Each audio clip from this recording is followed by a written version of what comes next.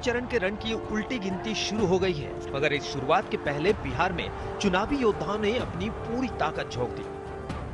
BJP के बड़े बड़े नेताओं ने बिहार में दूसरे चरण में जहां जहां मतदान होने हैं वहां वहां पूरा दमखम लगा दिया।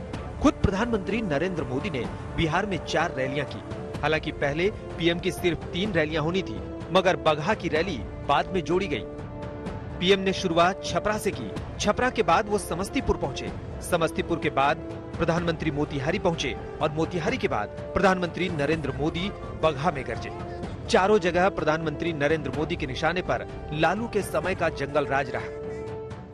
जंगल राज वालों ने बिहार में भ्रष्टाचार को हर मंत्रालय, हर विभाग, हर जगह परिवार को भी पहुंचाया, पाप को भी पहुंचाया, भ्रष्टाचार को भी पहुंचाया। जंगल राज ये शब्द तेजस्वी के लिए इस चुनाव में सबसे कमजोर कड़ी साबित हो रही है और शायद इसीलिए उन्होंने पार्टी के पोस्टरों से भी लालू और राबड़ी को आउट कर दिया है।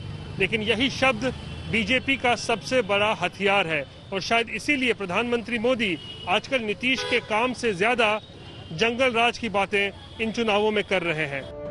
प्रधानमंत्री नरेंद्र मोदी ने मोतिहारी में उस दौर के शासन की तुलना लकड़सुंभा से की। प्रधानमंत्री नरेंद्र मोदी को मालूम है कि बिहार का रण जीतने के लिए उन्हें कब, किस मौके पर क्या कहना है, ताकि विपक्ष पर चोट पड़े और अपने पक्ष में वोट पड़े। इसलिए पीएम मोदी ने तेजस्वी यादव के साथ साथ राहुल गांधी पर बराबर का निशाना साधा।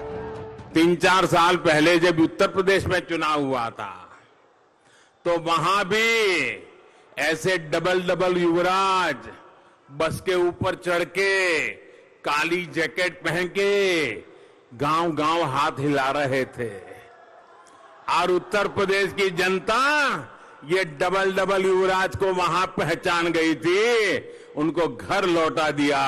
तो वहां का एक युवराज अब जंगल राज के युवराज से आकर के मिल गया।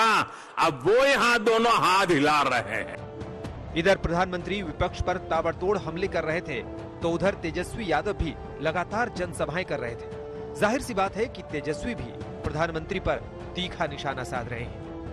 प्रधानमंत्री जी तो उन्होंने कहा था कि यही का चीनी का मिल जो है चालू कराएंगे और यही चीनी का चाहती है। बोला था नहीं बोला था? बोले के तो बहुत कुछ बोले थे, लेकिन खाने मुद्दा ये बड़ा मुद्दा। तेजस्वी जिस दिन से प्रचार में उतरे हैं उसी रोज से वो 10 लाख नौकरियां देने का वादा कर रहे हैं। कमोबेश अपनी हर रैली में वो रोजगार दिलाने की बात करते हैं, मगर रोजगार के साथ साथ वो मुख्यमंत्री नीतीश कुमार पर हमला करना नहीं भूलते। नीतीश जी कहते हैं ना कि तीर लालटेन का जमाना गया, बल्ब का जमाना आया है, तो हम उनको कहना चाहते हैं अब तो तीर का जमाना गया, अब तो मिसाइल का युग आ गया है। तो बिहार में चुनावी रण में बयानबाजियों का दौर बदस्तूर जारी है। आपको बता दें कि 3 नवंबर को बिहार में दूसरे चरण का चुनाव है। दूसरे चरण में विधानसभा की 94 सीटों पर मतदान होंगे। दूसरे चरण में कुल 1661 प्रत्याशी मैदान में हैं। अब इन मतदाताओं के लिए प्रचार का शोर थम गया है। अब सिर्फ धड़कनों का शोर है जो प्रत्याशियों के दिल में तेज हो रही है। इंतजार है 3 नवंबर का, जब बिहार का मतदाता घर से बाहर निकलेगा और बेहतर बिहार के लिए मतदान करेगा। आज तक ब्यूरो।